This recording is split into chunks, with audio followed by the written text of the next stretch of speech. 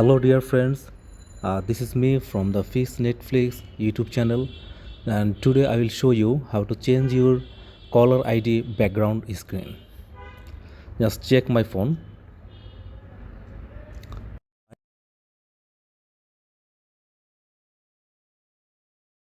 So, how to change the background screen? First, going to the phone options, and then click here the settings, and then you see that call background. So this is my caller ID background screen. So now I can change the background screen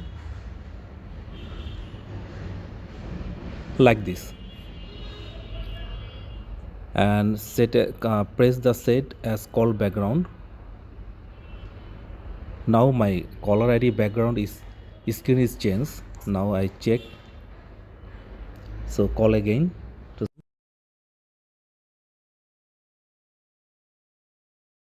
Uh, so in this way you can change your background.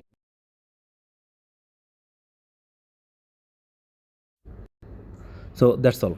So if you like this video, please like and subscribe to my channel and share this video with your friends.